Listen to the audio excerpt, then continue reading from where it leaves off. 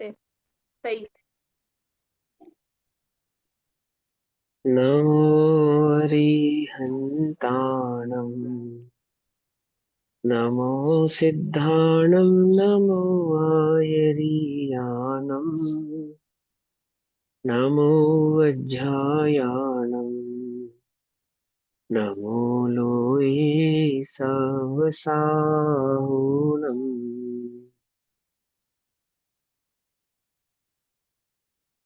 ओंकारं बिन्दुसंयुक्तं नित्यं ध्यायन्ति योगिनः कामदं मोक्षदं चैव ओंकाराय नमो नमः।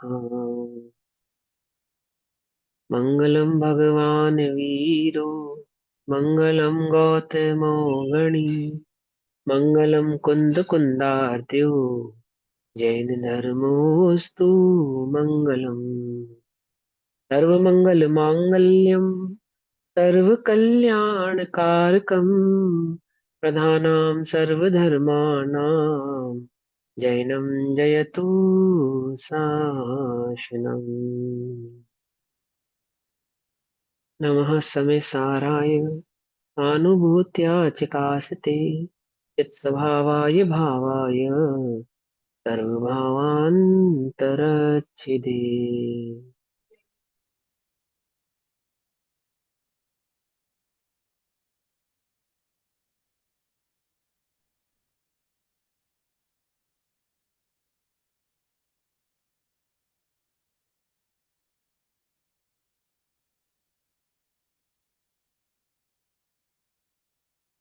हमारी दोपहरकालीन कक्षा का विषय चल रहा है श्री समय सारजी ग्रंथ। श्री समय सारजी का स्वाध्याय हम सभी आचार्य अमृतचंद्र देव द्वारा रचित आत्मख्याति टीका के माध्यम से कर रहे हैं। आत्मख्याति टीका में बंद अधिकार पेज नंबर 411, कलश नंबर 174 हमारा आज चलेगा। भाव चल रहा है कि आचारांग आदि का जो श्रुति ज्ञान जीव को होता है वो व्यवहार श्रुति ज्ञान है। देहादि की जो प्रवृत्ति से अहिंसादिक होती है वो चारित्र, वो व्यवहार चारित्र है। और देवशास्त्र गुरु आदि का जो श्रद्धान है वो व्यवहार श्रद्धान है। एक आत्मा को जाने बिना तो यह सम्यक चारित्र, सम्यक दर्शन और ज्ञान चारित्र होता नहीं है, क्योंकि इस प्रकार का व्यवहार श्रद्धा ज्ञान और चारित्र अभवि के भी पाया जाता है। अब आगे चलता है तो फिर यह राग आदि जो भाव है जिसको आप अध्यवसान कह रहे हैं वो वास्तव में किसका है, क्योंकि जीव को तो आप पीछे शुद्ध कह चुके हैं। और इस प्रकार के अश्रद्धान आदि चारित्र से जीव को बंधन की प्राप्ति हो रही है। तो आगे के कलशों में इस बात को कहते हैं। आचार्य अमृतचंद्र देव कलश कहेंगे, जिस कलश में आचार्य कुंद कुंद की आने वाली गाथाओं का भाव भी समझाएंगे और आगामी गाथाओं में उस भाव को बतलाएंगे कि वास्तव में जीव का जो अध्यवसान है वो किस प्रकार से कार्य करता है और किस प्रकार से जीव को उससे बंध की प्राप्ति होती है। भाव पढ़ेंगे। कलश कलश नंबर 174। रागादयो बंध निदान मुक्ता ते शुद्ध चिन्मात्र महोरिक्तिरिक्तः आत्मा परोवाकिमुतन्निमित्त मिति परनुन्न पुनरेव माहु। उपजाति छंद में क्या कहते हैं? रागादय बंध निदानम मुक्तः, अर्थात रागादि को बंध का कारण कहा। रागादि को बंध का कारण कहा मतलब मिथ्यात्वादि को बंध का कारण कहा, राग द्वेष मोह आदि को बंध का कारण कहा। और शुद्ध चिन्ह मात्र मह अतिरिक्त, उन्हें शुद्ध चैतन्य मात्र ज्योति से भिन्न कहा। राग आदि को बंध का कारण कहा एक बात, और उन राग आदि को क्या कहा कि वो शुद्ध चैतन्य ज्ञायक भाव मात्र है जो उससे भिन्न है। अर्थात वो जो रागादिक भाव है वो आत्मा के स्वभाव नहीं है। एक बात कह रहे हो राग बंध का कारण है और दूसरा कह रहे हो कि राग आत्मा से भिन्न है। दो बातें कही ना। आत्मा से भिन्न है, बंधता कौन है? आत्मा। किसके बंधन की बात कर रहे हो आप? आत्मा के बंधन की बात कर रहे हो। वह बंधन किसके कारण हो रहा है? राग के कारण हो रहा है। तो राग को बंध का कारण कहा और उस राग को आत्मा से भिन्न कहा। पकड़ में ही बात। तो क्या कहते हैं? राग आदि को बंध का कारण कहा और उन्हें शुद्ध चैतन्य मात्र ज्योति से भिन्न कहा। तद निमित्तम, तब फिर उस राग आदि का निमित्त इमु आत्मा व परा, आत्मा है या कोई अन्य वस्तु है, कोई पर है। तो जो वो राग आदि हो रहा है, उस राग का कारण है कौन? आत्मा है या पर है? ये प्रश्न उठा था ना, कि आप कहते हो राग बंध का कारण है एक बात, वह राग आत्मा का आत्मा से भिन्न है दूसरी बात। तो वो जो राग है वो कर उसको उसके होने का रीजन क्या है, कौन कर रहा है उसे? क्या उसका कारण आत्मा है? क्या आत्मा के कारण राग उत्पन्न होता है? क्या उस राग में आत्मा का निमित्त माने, या उस राग के होने में किसी पर का निमित्त माने? है किसका वो? इति प्रनुन्नः पुनः आहु, इस प्रकार शिष्य के प्रसन्न से प्रेरित होते हुए आचार्य भगवान उन इस प्रकार कहते हैं। क्या कहते हैं? तो गाथा नंबर 278 में ये बतलाते हैं कि वो राग वास्तव में किसका है, या उस राग को किस प्रकार से समझा जाए।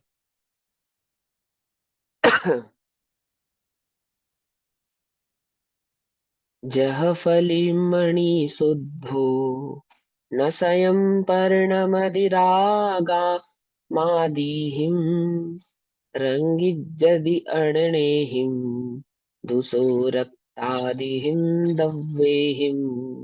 बेसिकली दो गाथे एक साथ है, 278 और 279। एक ये दोनों गाथे क्या समझा रही है? पहले गाथा में तो उदाहरण देंगे, एग्जाम्पल, और दूसरे गाथा में उस उदाहरण का भाव समझाएंगे। पहले गाथा में दृष्टांत देंगे और दूसरी गाथा में सिद्धांत समझाएंगे, अर्थात दृष्टांत समझाएंगे। ठीक।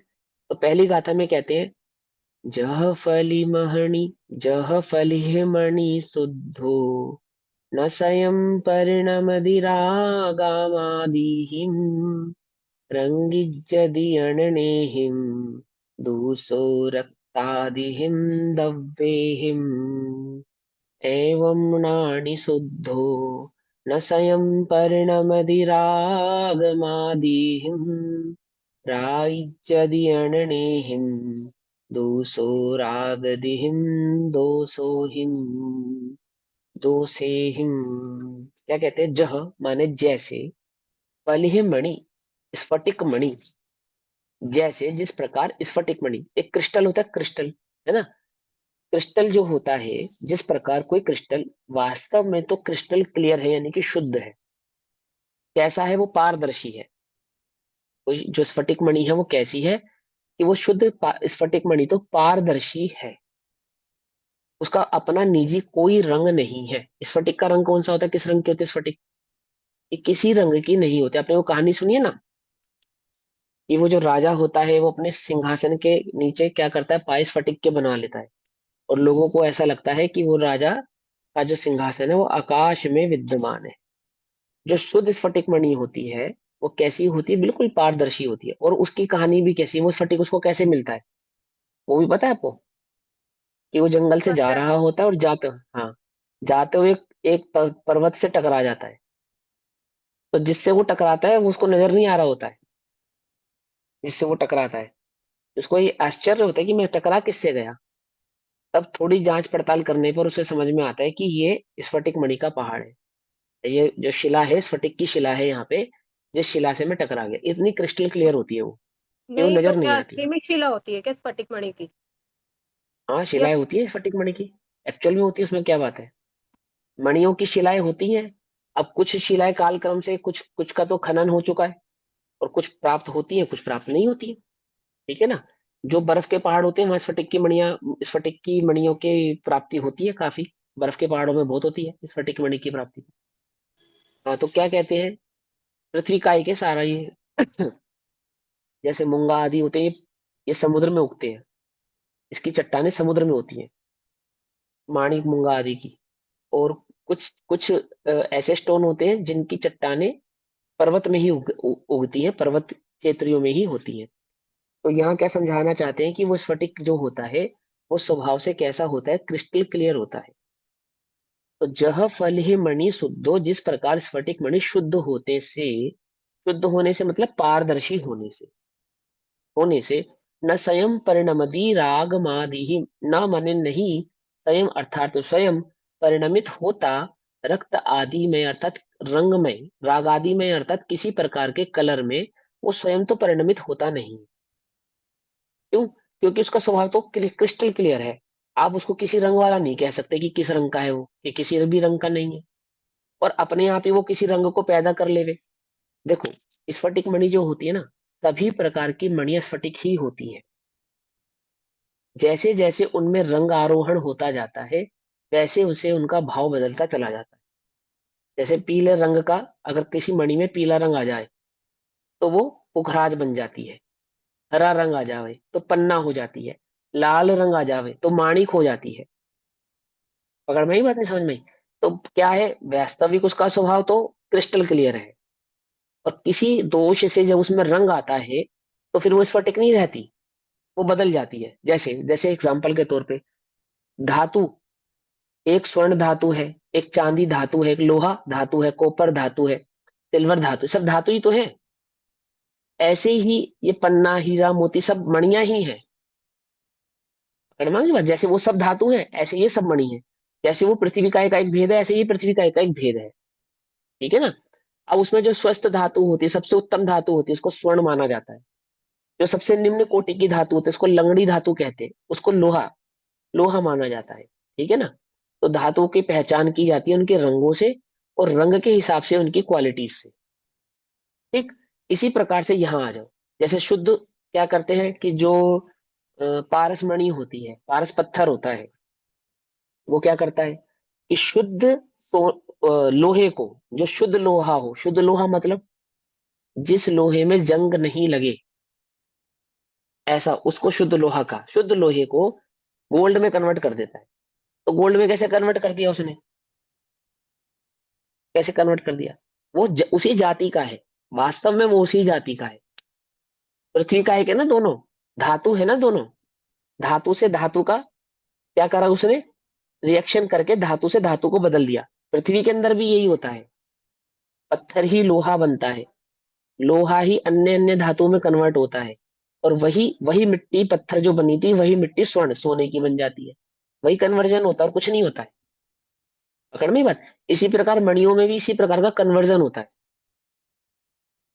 समझ रहे हो? मणियों में भी क्या होता है, कन्वर्जन होता है। तो जो प्योरेस्ट फॉर्म है मणि की वो स्फटिक है। वो कहते हैं उसका तो अपना तो कोई रंग नहीं है, उसका निजी तो कोई रंग है नहीं।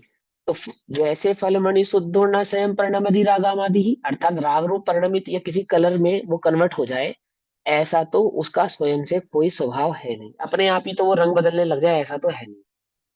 कोई स्फटिक मणि का टुकड़ा है और अपने आप ही रंग बदलने लग रहा है, ऐसा नहीं होता। तो कैसा होता है कि हमें तो स्फटिक कभी कभी लाल, कभी पीली, कभी नीली, कभी लाल, ऐसे हरी दिखती है, ऐसा होता है। तो कहते क्या होता है कि रंग जद्दी, जब रंग जाती है अन्य नेहिम अर्थात अन्य से, जब उस स्फटिक में किसी अन्य का भाव आता है, अर्थात उस स्फटिक मणि के पीछे किसी भी प्रकार की रोशनी, किसी प्रकार के कपड़े या किसी प्रकार के धातु आदि के माध्यम से उसके समीप लाया जाता है, उसके नजदीक लाया जाता है, तो वह स्फटिक मणि उस ही रंग रूप अपने आप को प्रकाशित करने लगती है। क्या वो रंग स्फटिक का है? हमने स्फटिक मणि को लाल कपड़े पे रखा तो वो लाल रंग से अपने आप को प्रदर्शित करने लगी। तो क्या स्फटिक में दिखने वाली लालिमा स्फटिक की है कि नहीं? स्फटिक की नहीं। हमारे घर में भी क्रिस्टल होता है ना, आजकल लोग सजावट के लिए इस्तेमाल करते हैं, कांच का बनता है। तो उसके नीचे क्या करते हैं, एलईडी लाइट लगा देते हैं, और लाइट की रंग बदलता रहता है और वो क्रिस्टल का रंग उसी प्रकार से अलग अलग बदलने लगता है। क्रिस्टल को उठाओ तो उसका अपना कोई रंग होता है क्या? कि उसका अपना कोई रंग नहीं होता। वो कैसा होता है, पारदर्शी होता है, कांच है, उसमें कोई रंग नहीं है।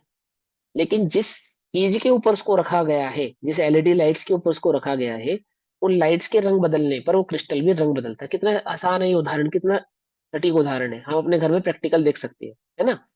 तो वैसे ही क्या कहते हैं, रंग जाता है अन्न नेहिम, रंगी जादी अन्न नेहिम, अन्य के कारण रंग जाता है। दू ई, तो वह अन्य के कारण रंग जाता है। रक्तादिहिम द्रव्यहिम, अन्य द्रव्य लालिमा आदि द्रव्यों के संयोग से, जो लाल में, पीले में, अन्य अन्य रंग के जो संयोग से स्फटिक मणि को प्राप्त होते हैं, उन संयोगों के संयोग में आने से वह स्फटिक मणि उसी रंग वाला दिखने लग जाता है। ये उदाहरण दिया आचार्य देव ने। स्फटिक को क्या कहा, उसका अपना कोई निजी रंग नहीं है, किसी अन्य द्रव्य के संपर्क में आने से वह स्फटिक उस रंग वाली दिखाई देने लगती है, उस रंग में हो जाती है। ये उदाहरण दिया।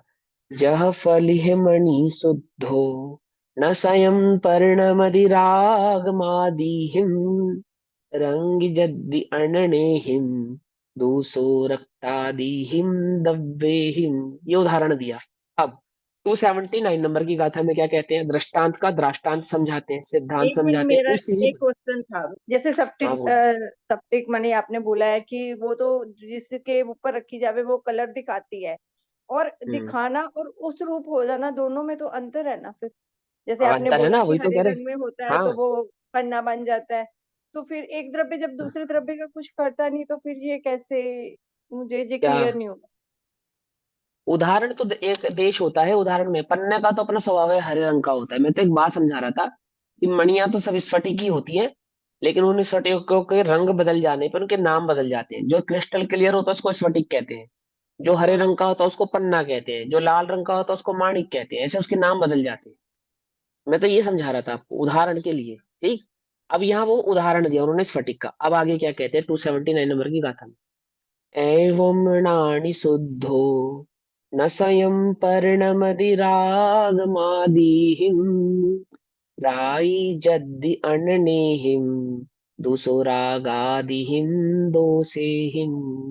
उस ही प्रकार एवं इस ही प्रकार प्राणी अर्थात ज्ञान स्वभावी आत्मा, ज्ञानी माने आत्मा, इसी प्रकार वह आत्मा न स्वयं नहीं, स्वयं नहीं परिणमति परिणमित होता राग मादिहिम राग आदि रूप।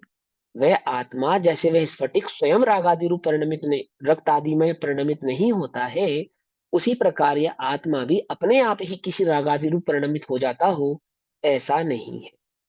सिद्ध है ना? वह भी राग आदि रूप परिणमित हो जाएंगे फिर तो कभी ना कभी, यदि आत्मा अपने आप ही राग आदि रूप परिणमित हो सकता हो तो। और ऐसा तो होता नहीं।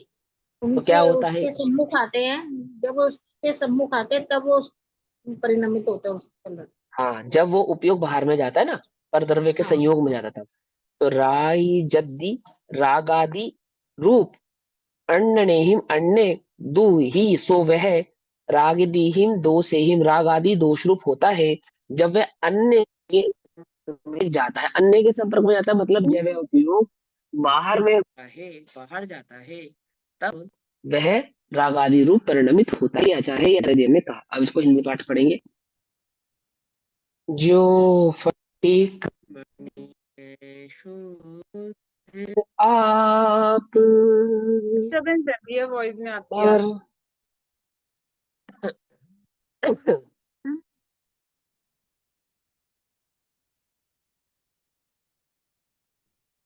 आ रही सबको आवाज आ रही है? ठीक आ रही थी भैया, पहले भी ठीक आ रही थी। अच्छा, पहले भी ठीक आ रही थी, चल। जो फटिक मणि है शुद्ध आप, न रक्त रूप जो परिणमे, पर अन्य रक्त पदार्थ से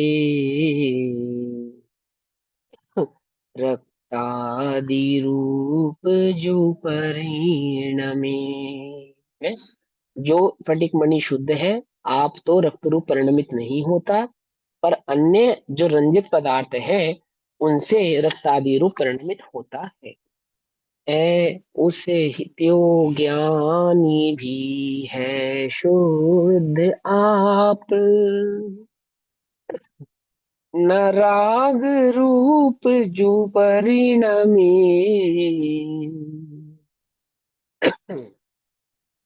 पर अन्य जो रागादि दूषण उनसे वह रागी बने। समझे? पर अन्य जो रागादि दूषण, अन्य जो रागादि दूषण अर्थात जो अन्य में रागादि रूप प्रवृत्ति जीव करता है।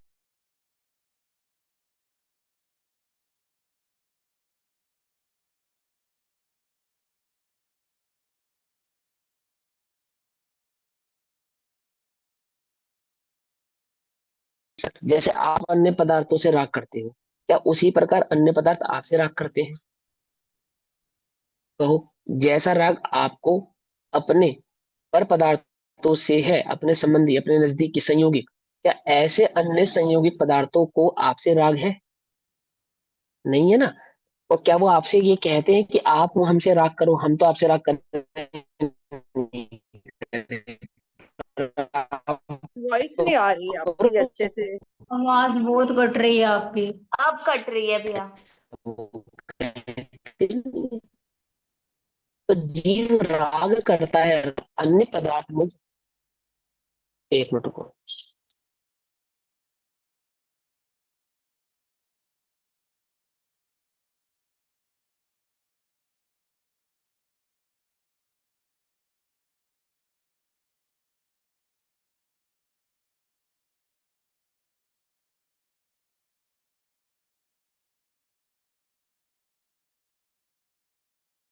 रिकॉर्डिंग होल्ड कर दो।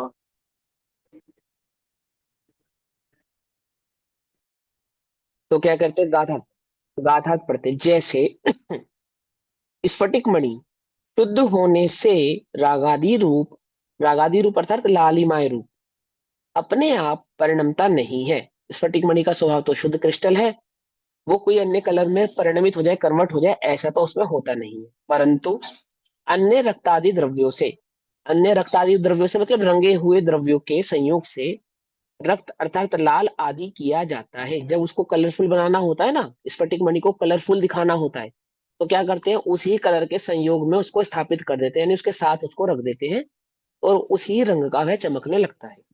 इसी प्रकार ज्ञानी अर्थात आत्मा शुद्ध होने से रागादि रूप अपने आप परिणमता नहीं है। इसका सीधा सीधा उदाहरण है कैसे सिद्ध भगवान, वो कोई अपने आप तो रागादि रूप परिणमते नहीं है।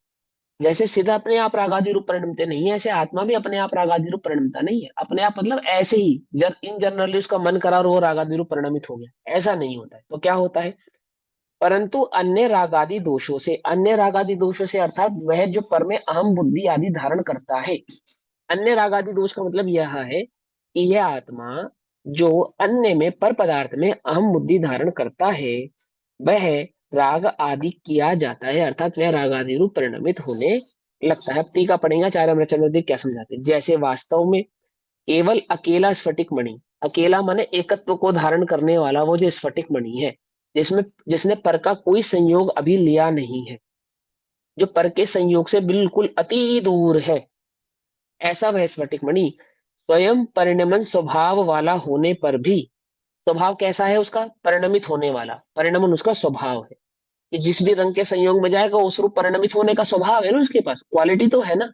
तो परिणमन स्वभाव वाला होने पर भी अपने को शुद्ध स्वभाव के कारण रागादि निमित्त व होने से, स्वयं अपने को लालाई आदि रूप परिणमन का निमित्त न होने से अपने आप रागादि रूप नहीं परिणमता है। परिणमन उसका स्वभाव है, परंतु जब तक किसी पर पदार्थ का संयोग नहीं लेता है तब तक उस पदार्थ के रंग रूप वह परिणमित होता नहीं है।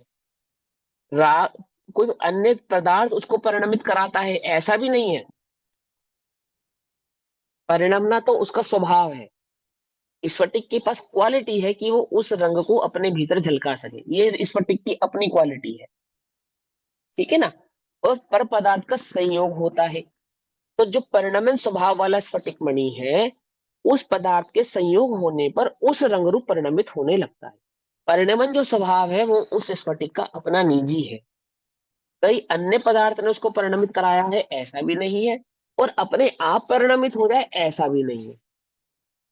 क्या कहा, समझ नहीं बात।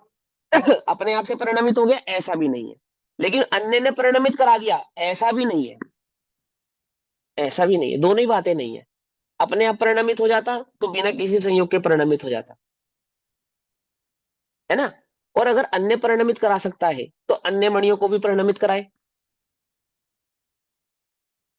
क्यों, अन्य अन्य द्रव्यों मणियों के की संयोग। झलक है उसमें, उसमें वो नहीं होता नहीं है, उस रूप सिर्फ झलकता है। हाँ, पॉइंट समझ में आ रहा है इसमें, ये नहीं आ रहा, मेन पॉइंट क्या है इसमें। मेन पॉइंट इस गाथा के अंदर ये है कि वो जो परिणमने वाला स्वभाव है वो आत्मा का अपना है, वो मणि के पास अपना है।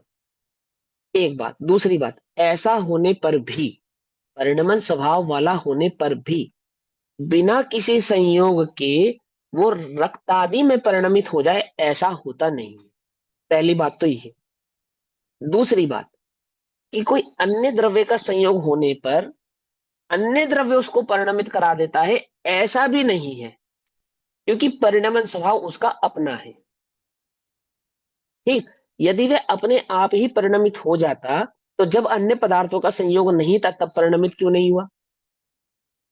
और यदि अन्य पदार्थ उसको परिणमित कराता है तो अन्य पदार्थ फिर किसी भी मणि को परिणमित करा सकता है, फिर मात्र स्फटिक को ही क्यों कराता है? अन्य मणियों को उस रंग में क्यों नहीं कराता? लाल का संयोग होने पर मात्र स्फटिक ही लालमय क्यों परिणमित होती है? पुखराज, पन्ना आदि क्यों परिणमित नहीं हो जाते? पकड़ में आई बात? नहीं, पॉइंट समझ में आ रहा है नहीं आ रहा है? समझ में आया ये पॉइंट? नहीं समझ में आया?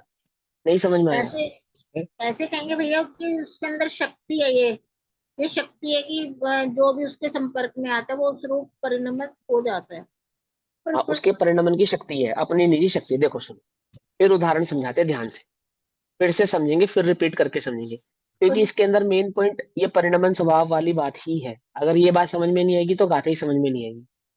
आप देखो मैंने आचार्य, उसका स्वभाव है, फिर वो क्यों परिणमित नहीं हो, समझ नहीं लगा।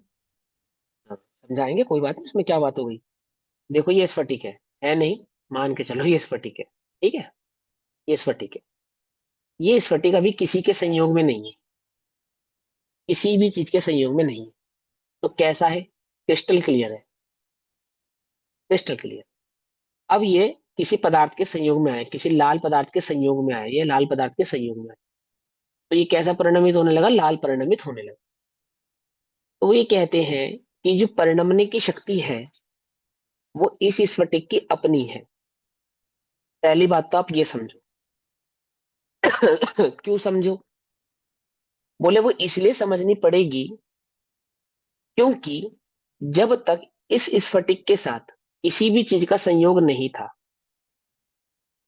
तब क्या ये, जब लाल, मान के चलो ये लाल था, लाल कपड़े का इसके साथ संयोग नहीं था, तब ये लाल रूप परिणमित हो रही थी क्या? कि नहीं, तब लाल रूप परिणमित नहीं हो रही थी। अच्छा, फिर लाल रूप कब परिणमित हुई? ये लाल कपड़ा जब नजदीक आया ना, तब ये लाल रूप परिणमित होने लगी। कह रहे ठीक है, इसका मतलब लाल कपड़े ने इसको परिणमित कराया। तो कहते नहीं, ऐसा भी नहीं है। इसकी कि बोले अपनी ऐसा क्यों योग्यता है, नहीं? इसमें अपना हाँ, क्लियरपन है। हाँ, अपना क्लियर है, अपना क्रिस्टल क्लियर पना है उसके अंदर। अभी समझो उस उदाहरण को और ध्यान से समझना। कि कहते हैं कि आप कह रहे हो कि जब ये लाल कपड़ा नहीं था तब तो ये लाल रूप परिणमित नहीं हो रही थी, और लाल कपड़े का संयोग आया तो ये लाल रूप परिणमित होने लगी, तो इसका मतलब लाल कपड़े ने ही परिणमित कराया ना। कि बोले नहीं, ऐसा नहीं है। बोले ऐसा क्यों नहीं है? बोले अगर ऐसा होता तो मान के चलो इस स्फटिक की जगह कोई और मणि होती, मान लो पुखराज। तो पुखराज कैसा है? बोले पीले रंग का है। तो इस पुखराज को लाल कपड़े के साथ रखो, क्योंकि लाल स्फटिक को लाल कर सकता है तो पुखराज को भी लाल कर सकता है। क्या ये जो पुखराज पीले रंग का है, लाल कपड़े पे रखने पर क्या वो भी लाल ढक चमकता है क्या? कि नहीं। अच्छा चलो पन्ना रख देते हैं, पन्ना चमकता है क्या लाल? कि पन्ना भी लाल नहीं चमकता। पन्ना समझते हो? हरे रंग के स्टोन को पन्ना कहते हैं, पीले रंग के स्टोन को पुखराज कहते हैं। ठीक, हीरा रख देते हैं, हीरा, हीरा तो क्रिस्टल क्लियर होता है। हीरा तो क्रिस्टल क्लियर होता है ना, या नहीं होता? नहीं होता, हीरा क्रिस्टल क्लियर नहीं होता। अगर हीरा भी क्रिस्टल क्लियर होता तो सोने की अंगूठी में जड़ने पर वो हीरा पीले रंग की चमक करता, पीले रंग की चमक मारता। इस बात समझ में नहीं है कि वो भी किसी अन्य पदार्थ के ऊपर रखने पर अन्य रूप परिणमित नहीं होता। तो अब वो कहना चाहते हैं, ये समझाना चाहते हैं कि परिणमन तो हुआ है, ये बात तो पक्की है कि क्रिस्टल को लाल कपड़े पे रखने पर वो लाल रूप से परिणमित तो हुआ है। ये तो हमने खुद देखा है, हाँ ऐसा हुआ है। तो वो परिणमन जो हुआ है, वो जो परिणमन शक्ति है वो किसकी है? तो वो कहते हैं कि वो जो परिणमने की शक्ति है वो उस क्रिस्टल क्लियर पदार्थ की अपनी है, वो कपड़े ने उसके अंदर पैदा नहीं की है। तो परिणमन स्वभाव तो आत्मा का अपना है, जैसे परिणमन स्वभाव उस क्रिस्टल क्लियर स्फटिक मणि का अपना है। अब वो पर पदार्थ के संयोग में जाकर जो परिणमित हुई, तो अपने स्वभाव के कारण, अपने परिणमन स्वभाव के कारण परिणमित हुई है। कोई कपड़े ने उसको लाल रंग में कन्वर्ट किया है ऐसा नहीं है। हाँ ये बात सही है कि लाल का उसने संयोग लिया है, उस संयोग के कारण वो लाल रूप परिणमित हुई। ये बात अंतर समझ में आया? तो जो परिणमने की शक्ति है वो किसकी है? वो जीव की स्वयं की है। कोई अन्य पदार्थ उसको परिणमन कराएंगे, यदि हम ऐसा मानेंगे तो जो कर्म वर्गणाएं हैं जो जीव को परिणमित करा रही है, ऐसी कर्म वर्गणाएं सिद्धालय में सिद्ध भगवान को भी परिणमित करा सकती है, क्योंकि वहां पे कर्म वर्गणाएं होती है। तो कह रहे कि हाँ वो बात आपकी सही है, कर्म वर्गणाएं होती है, परंतु वो और सिद्ध में परिणमन शक्ति भी है। सिद्धों में परिणमन शक्ति भी है और कर्म वर्गणाएं भी है। ऐसा होने पर भी कर्म वर्गणाएं सिद्धों को परिणमित नहीं कराती। परिणमने वाला स्वयं जब तक पर के संयोग में ना जाए, पर का संयोग ना करे, तब तक वह पर रूप परिणमित नहीं हो सकता। सिद्ध भैया फिर कर्म इसमें ये लास्ट लाइन तो ये लिखी है कि ज्ञानी अर्थात आत्मा शुद्ध होने से राग आदि रूप अपने आप परिणमता नहीं है, परंतु हाँ अन्य राग आदि दोषों से वह रागी आदि किया जाता है। तो ये बात तो उल्टी हाँ, लिखी है। कहाँ उल्टी लिखी? सीधी तो लिखी है। अगर उसको ना राग पढ़ के आदि सिर्फ जो दोषों मैं, से रागी किया जाता है। अगर आप उसको नहीं पढ़कर यहाँ मुझे सुनोगे, तो ये जो यहाँ पे लिखा है वो पढ़ने पर अपने आप समझ में आ जाएगा, ईमानदारी से पक्का। अभी यही समझाया मैंने बिल्कुल जस्ट। वहां मत देखो, अभी जब वहां देखने वाली बात आएगी ना, तब हम कहेंगे वहां पढ़ेंगे, तब आप लोग भी वहां पढ़ना और फिर हमसे प्रश्न करना। जब हम समझा रहे हैं वहां बिना पढ़े, तो यहाँ समझो। फिर रिपीट करता हूँ, फिर दोबारा रिपीट करता हूँ इसी बात को, फिर ध्यान से समझना। एक बात और मैंने भी परिणाम, पूछना है, जो राग आदि वर्गना आपने बोला ना उधर सिद्धों में, वो कैसे, मतलब वो मुझे नहीं समझ आई। कोई सिद्धों में बात नहीं, कैसे परिणमन होता है मतलब? हाँ बताता हूँ, सुनो। परिणमन किसे कहते हैं? परिणमन पर्याय किसे कहते हैं? परिणमन किसे कहते हैं? परिणमन कहते हैं पर्यायों के परिणमन को, पर्यायों के उत्पाद व ध्रुव को परिणमन कहते हैं, ठीक है ना? गुणों के परिणमन। परिणमना, गुणों के परिणमन को पर्याय कहते हैं, या गुणों के परिणमने को पर्याय कहते हैं। उसी उसी परिणमन की यहाँ पे बात चल रही है, ठीक? तो जो परिणमने वाला स्वभाव है वो द्रव्य का अपना है। कोई द्रव्य को अन्य कोई परिणमन करावे, ऐसा होता नहीं है। पहले तो आप ये समझ लो, सबसे पहली बात ये समझने वाली बात है, आत्मा कैसा है? स्फटिक मणि जैसा है। स्फटिक मणि के अंदर किसी रंग का संयोग करने पर उस रंग परिणमने की शक्ति है। ऐसे ही आत्मा में परद्रव्य का संयोग करने पर उस परद्रव्य रूप परिणमित होने की शक्ति है, ठीक है? अब दूसरी बात, संयोग कैसे करते हैं? संयोग कैसे करते हैं? जैसे फॉर एग्जाम्पल नेहा दीदी से पूछ लेते हैं। पहले तो स्फटिक मणि और कपड़े का संयोग होगा तो कैसे होगा, ये बताओ। सिंपल सी बात है, बहुत सिंपल, बच्चा भी बता देगा। कपड़े के ऊपर स्फटिक मणि को रखा जाएगा। इसको संयोग हो जाएगा, वेरी गुड, बिल्कुल सिंपल सी बात है भाई। लाल कपड़े को स्फटिक मणि के पास, या स्फटिक को लाल कपड़े के पास ले जाएंगे तो संयोग हो जाएगा, है ना? बिल्कुल सिंपल सी बात है। अब आत्मा संयोग कैसे करता है? पर में अपनापन आत्मा, कर, को कर में एकत्व करता है। हाँ, आत्मा का जो परद्रव्य में संयोग है वो ऐसा नहीं कि आत्मा परद्रव्य के नजदीक गया और संयोग हो गया। ऐसे नहीं होता है। जैसे लाल कपड़ा स्फटिक मणि के पास गया और स्फटिक लाल हो गई, तो वो तो कपड़े का और लाल कपड़े का मणि का संयोग हो गया। आत्मा परद्रव्य का संयोग कैसे करता है? क्या परद्रव्य के नजदीक जाने से उसका संयोग हो जाता है? क्या उपयोग परद्रव्य को का उसके वहां ले पास आ जाकर। जाने से?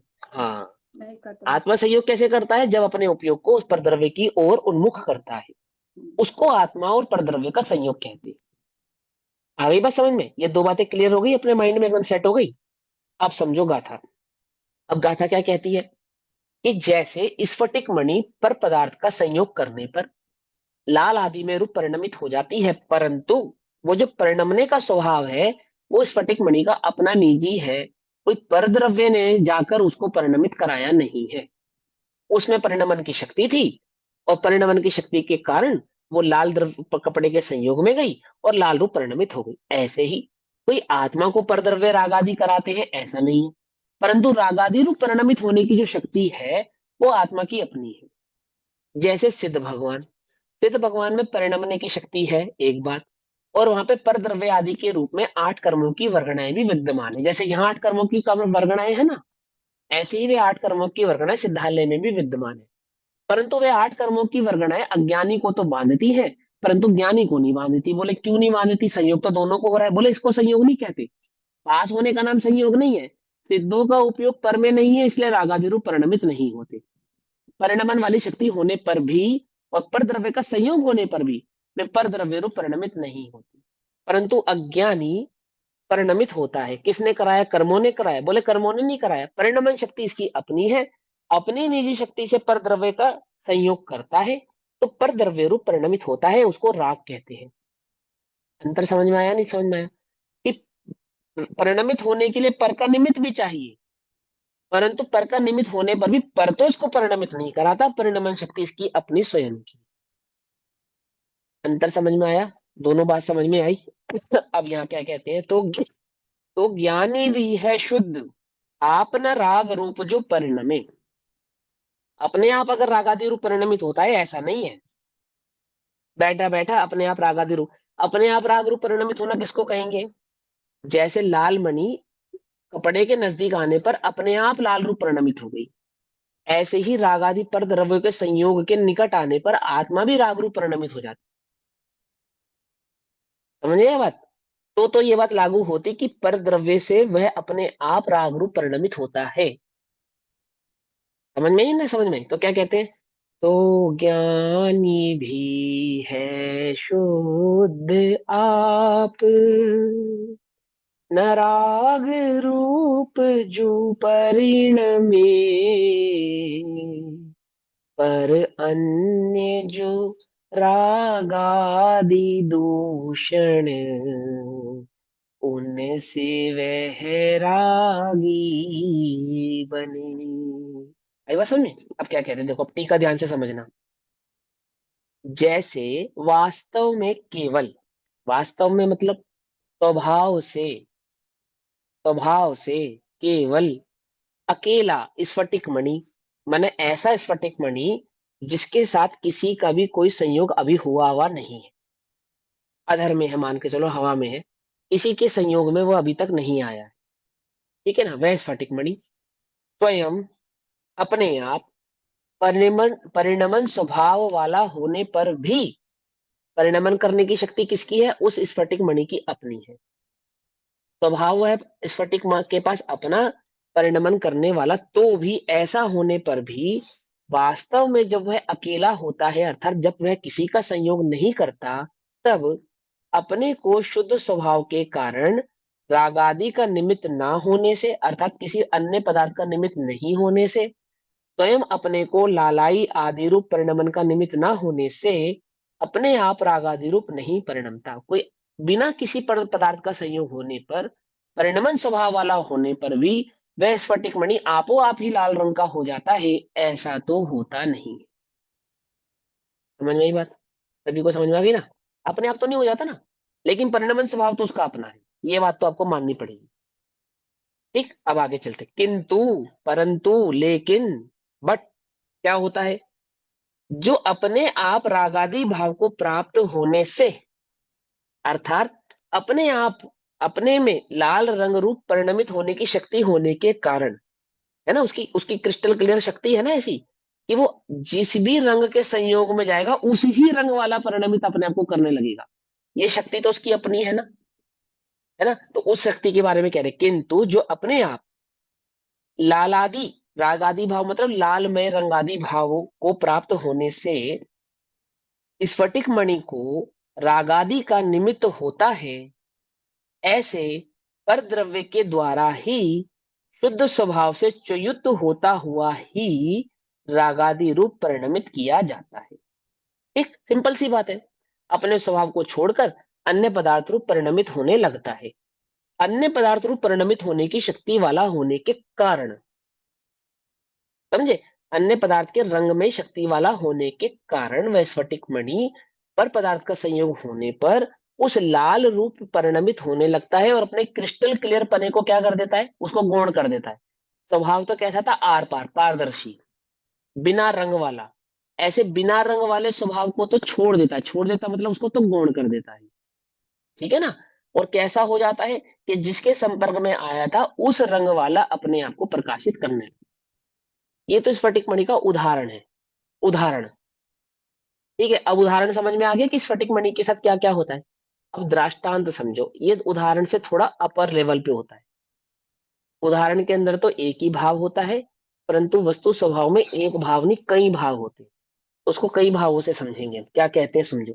इसी प्रकार वास्तव में केवल अकेला आत्मा, यानी कि स्वभाव से देखने पर वह आत्मा स्वयं परिणमन स्वभाव वाला होने पर भी, परिणमित होने की शक्ति उस आत्मा की स्वयं की अपनी निजी होने पर भी अपने को शुद्ध स्वभाव के कारण राग आदि का निमित्त न होने से, स्वभाव कैसा है, शुद्ध स्वभाव, ऐसा शुद्ध स्वभाव होने के कारण जब उस आत्मा में किसी भी प्रकार के राग आदि का निमित्त नहीं होता है, तब अपने आप ही राग आदि रूप नहीं परिणमता, जैसे सिद्ध भगवान, जैसे ज्ञानी है ना, अपने आप ही तो वह राग आदि रूप परिणमित हो जाता नहीं। परंतु जो अपने आप रागादि भाव को प्राप्त होने से, रागादि भाव को प्राप्त होने का कारण कौन है, बोले क्योंकि परिणमन शक्ति आत्मा की स्वयं की है, इसलिए वह स्वयं ही अपने आप ही रागादि भाव को प्राप्त होने का कारण होने से, प्राप्त होने से आत्मा को रागादि का निमित्त होता है। रागादि का निमित्त होता है यानी कि वह जो पर पदार्थ में इच्छा करता है, सुख दुख आदि का भाव उत्पन्न करता है, ऐसे पर द्रव्य के द्वारा ही शुद्ध स्वभाव से चयुत होता हुआ ही रागादि रूप परिणमित किया जाता है। ऐसा वस्तु स्वभाव है, ऐसा वस्तु का स्वभाव है, उस आत्मा का ऐसा ही स्वभाव है कि वहां अपने उपयोग को जिसके संयोग में लेकर जाएगा, आत्मा अपने अपना संयोग करेगा। आप अपना संयोग करोगे तो क्या होगा, राग रूप परिणमित नहीं होगे। आप पर का संयोग करोगे तो क्या होगा कि राग रूप परिणमित होगे। पर आपका संयोग कभी नहीं करता, पर ने आपका संयोग कभी किया नहीं है, और पर आपका संयोग कभी कर सकता नहीं है। आत्मा का पर से संयोग कहने का तात्पर्य जैसे कपड़े का मणि के साथ संयोग होता है, ऐसा नहीं। आत्मा का पर के साथ संयोग होने का तात्पर्य सीधा सीधा यह है, उपयोग का पर में जाना। भैया ऐसे भी कह सकते हैं जो गे झलकते हैं उसमें एकत्व करना। ये झलकता है उसमें एकत्व करना, बिल्कुल सही बात है, ऐसा कह सकते हैं, है ना, एकत्व करना ऐसा भी कह सकते हैं। तो भावार्थ क्या कहते हैं, स्फटिक मणि स्वयं तो मात्र एकाकार शुद्ध ही है। स्फटिक मणि का स्वभाव तो एकमात्र क्रिस्टल क्लियर ही है। वह परिणमन स्वभाव वाला होने पर भी अकेला अपने आप लालाई आदि रूप नहीं परिणमता। अगर जब तक उसको पर का संयोग ना मिले तब तक वो बैठे बैठाए यार बोर हो रहे चलो लाल हो जाते, ऐसा तो होता नहीं, ऐसा तो होता नहीं है ना, जैसा है वैसा ही रहता है। फिर क्या होता है, किंतु लाल आदि परद्रव्य के निमित्त से स्वयं लाल आदि रूप परिणमित ऐसे परद्रव्य के निमित्त से लालाई आदि रूप परिणमता है। परिणमन का स्वभाव होने के कारण जिस भी कलर के साथ संयोग में जाता है उसी रंग के संयोग वाला वह झलकने लगता है। उसी प्रकार आत्मा स्वयं तो शुद्ध ही है, स्वभाव से देखने पर तो शुद्ध ही है। कैसे माना आपने शुद्ध ही है, कि आप अपना संयोग कर कर देखो, इस आत्मा को कहो कि अपना संयोग करे, पता चल जाएगा शुद्ध है या शुद्ध है। क्या कहा, तुम्हें जानना है तुम शुद्ध हो या शुद्ध हो, यहाँ हमें जानना है। तो बोले तुम अपर का संयोग तो कर कर देख लिया ना, अब अपना संयोग कर कर देखो, तुम्हें पता चल जाएगा शुद्ध हो या शुद्ध हो। समझे नहीं समझे, क्या कहते हैं, इसी प्रकार आत्मा स्वयं तो शुद्ध ही है, वह परिणमन स्वभाव वाला होने पर भी अकेला अपने आप, अकेला यानी कि जब तक वह पर का संयोग ना करे, अकेला, अकेला अकेला माने अपने एकत्व भाव को धारण करे, जब तक उसका उपयोग अपने एकत्व भाव में है, अपने एकत्व भाव में ही स्थित है, होने पर भी रागादि रूप नहीं परिणमता, तब तो वह रागादि रूप परिणमता नहीं है। परंतु रागादि रूप पर द्रव्य के निमित्त से, अर्थात स्वयं रागादि रूप परिणमन करने वाले पर द्रव्य के निमित्त से रागादि रूप परिणमता है। ठीक है ना, ऐसा वस्तु का ही स्वभाव है, उसमें अन्य किसी तर्क का अवकाश नहीं है, उसमें कोई तर्क वाली बात ही नहीं है। पर का संयोग करने पर लाल रूप परिणमित होता है, परंतु लाल रूप हो नहीं सकता क्योंकि वह उसका स्वभाव नहीं है। अपना स्वभाव, अपने को अपने संयोग करने पर वह लाल रूप छोड़ो किसी भी रूप परिणमित नहीं होगा। ठीक, ऐसे ही आत्मा राग रूप परिणमित होता है। बोले कब होता है, कैसे होता है, कि पर का संयोग करने पर होता है। तो पर का संयोग कौन कराता है आत्मा को, कोई नहीं कराता, स्वयं ही करता है, परिणमन स्वभाव वाला होने पर भी। अब पर का संयोग नहीं करने के लिए क्या करे, कि पर बुद्धि माने उपयोग को पर से हटाए, तो पर का संयोग नहीं होगा। मैं शरीर से अलग हो जाता हूँ, कैसे हो जाता हूँ? जहर खा लेता हूँ, शरीर से अलग हो जाता हूँ, तो फिर मैं क्या हो जाऊंगा? शुद्ध हो जाऊंगा नहीं हो जाऊंगा? समझे? पर वस्तु का त्याग कर दूंगा तो मैं शुद्ध हो जाऊंगा नहीं हो जाऊंगा? भाई ये राग रूप परिणमित हो रहा है शरीर के कारण।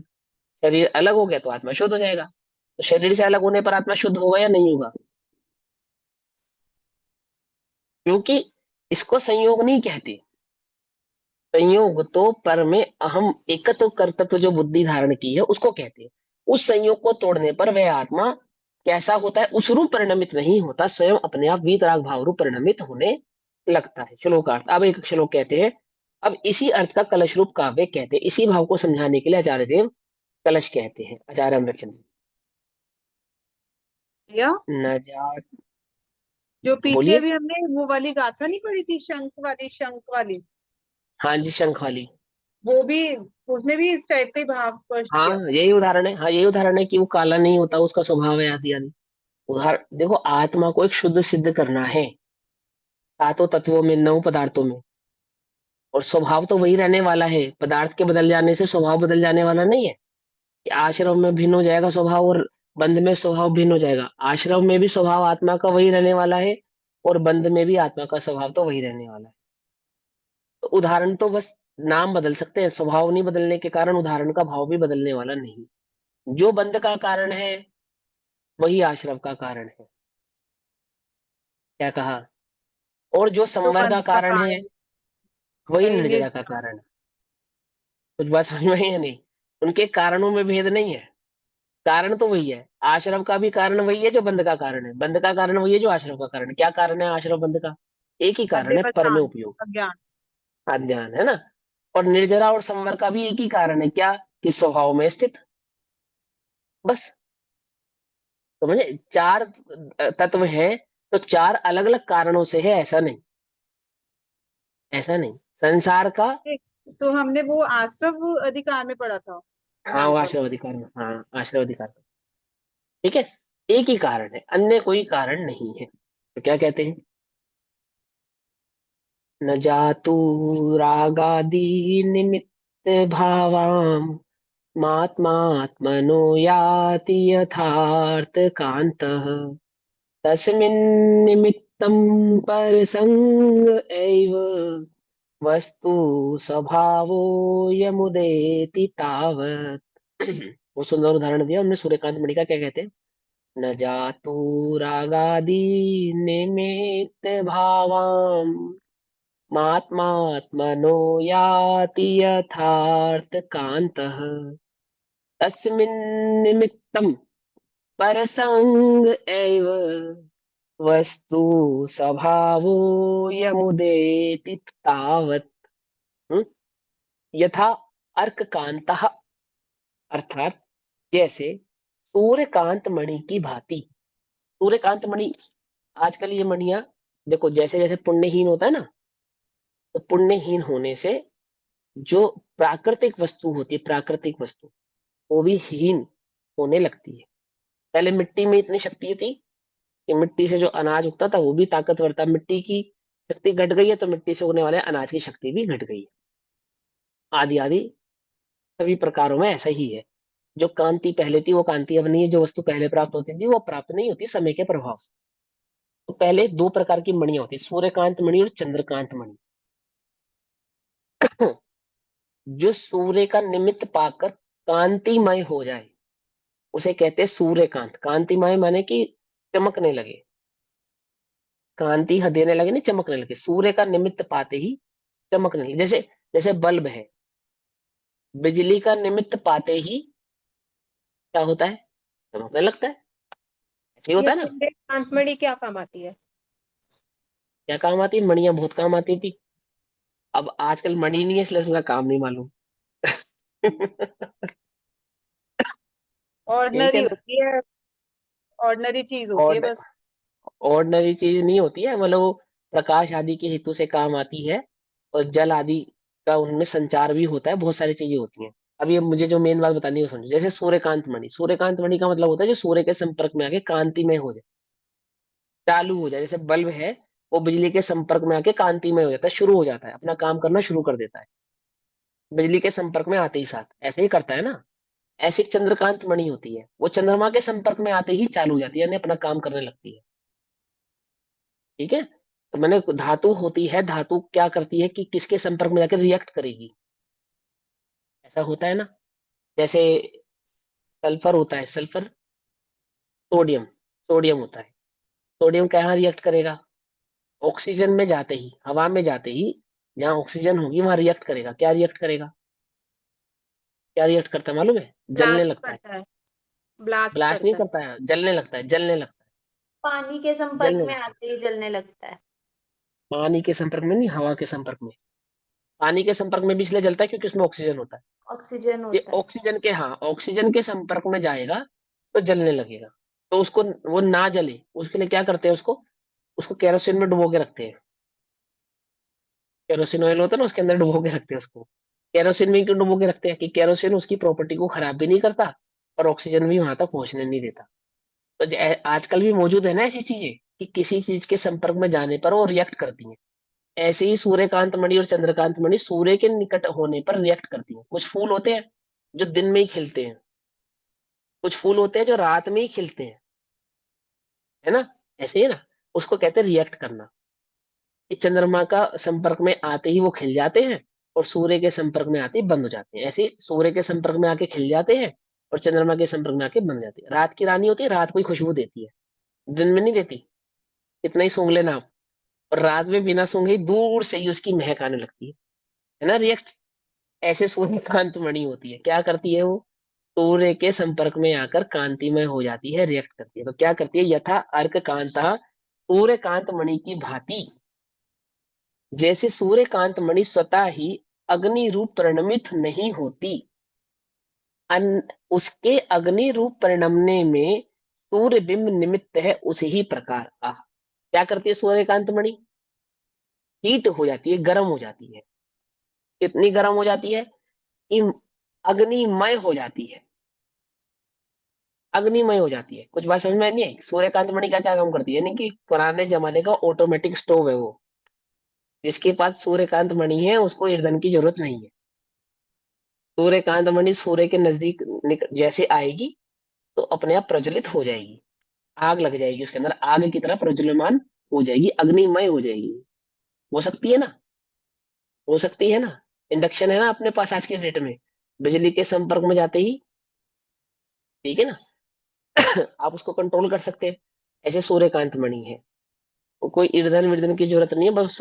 और जैनियों को तो रात में खाना पकाना ही नहीं, दिन में ही खाना है, तो सूर्यकांत मणि सही है जैनियों के लिए। अगर ये अपने को दिन में जलाने की रात में जरूरत नहीं बहुत सारी पड़ेगी। चीजें जो आजकल सोलर गीजर और ये सब चीजें हो रही है, तो वो भी हाँ, वो भी वही है, सोलर भी वही है कि सोलर पैनल क्या करता है, सूर्य के संपर्क में आता है चालू हो जाता है, और सूर्य जैसे ढलता है उसको वो भी अपना काम करना बंद कर देता है, सिंपल सी बात है। ऐसी ही सूर्यकांत मणि है कि सूर्य के संपर्क में जाने पर सूर्य बिंब का निमित्त पाते ही अग्नि रूप परिणमित हो जाती है।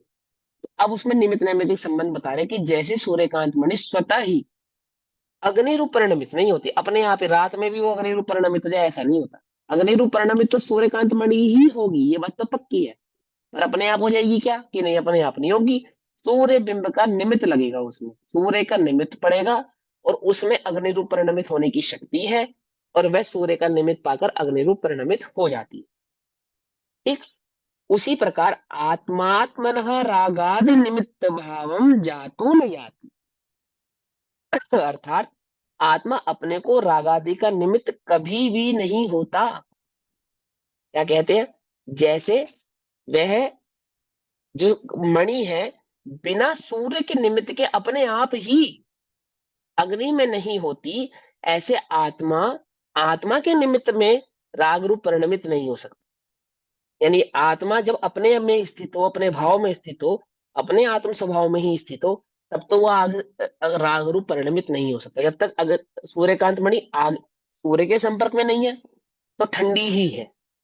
ऐसे ही आत्मा जब तक परद्रव्य के संपर्क संयोग में नहीं है तब तक कैसी वीतराग भाव में ही है। क्या कहते हैं, आत्मा आत्मा रागादि निमित्त भावम जातु न याति, आत्मा अपने को रागादि का निमित्त कभी भी नहीं होता। आत्मा अपने आप में ही अपने को राग का कारण नहीं होता। लाइन का मतलब समझ में आ रहा है, मेरे राग का कारण मेरा आत्मा नहीं है, मैं अपने आत्मा के कारण अपने को रागी नहीं कर सकता। समझ में मत, मैं अपने स्वभाव में जाऊं और रागी हो जाऊं, ऐसा नहीं हो सकता। आत्मा का अनुभव करने पर आत्मा आत्मा को रागी नहीं कर सकता। ये लाइन समझ वीतरागी में आ हो रही है सकता ना? है। हाँ, रागी नहीं कर सकता। आत्मा अपने को, यह आत्मा अपने आप को रागादि का निमित्त कभी भी नहीं होता। फिर क्या होता है? तस्मिन निमित्तम परसंग एवह, पर का संग, उसमें निमित्त पर संग ही, अर्थात पर द्रव्य का संग ही है। राग रूप परिणमित होने के लिए तो पर द्रव्य का ही संग निमित्त कारण है। कोई आत्मा स्वयं से स्वयं को रागी नहीं कर सकता। और पर का संग कैसे करता है वो मैंने समझाया ना आपको, उपयोग का बाहर जाना ही पर संग कहलाता है। समझ नहीं बात? अयम वस्तु स्वभावः उदेति तावत्, अयम ऐसा, अयम ऐसा वस्तु स्वभाव प्रकाशमान है, स्वभाव सिद्ध है। प्रकाशमान है मतलब स्वयं सिद्ध है। ऐसा ही वस्तु का स्वभाव है कि बिजली के संपर्क में आए बिना तो बल्ब चमकता नहीं है। इस बात के लिए किसी तर्क की आवश्यकता है क्या? बोले नहीं, कोई आवश्यकता नहीं है। यदि कोई बिना बिजली का तार जोड़े बल्ब जला रहा है, तो भी कोई ना कोई कारण से उस बल्ब को बिजली का संयोग तो प्राप्त हो ही रहा है। बिना बिजली के संयोग को प्राप्त किए तो बल्ब जलेगा नहीं। तो ये बात समझ में नहीं आ रही? माने डायरेक्ट नहीं तो इनडायरेक्ट बिजली तो उसको कहीं ना कहीं से प्राप्त हो ही रही है।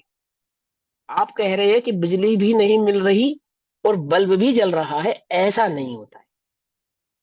ऐसा नहीं होता। बात समझ में आ रही नहीं आ रही? जैसे कुछ लोग जादू दिखाते ना, वो क्या कहते हैं, हाथ में बल्ब पकड़ दो जल जाता। तो कैसे जलता है मालूम है?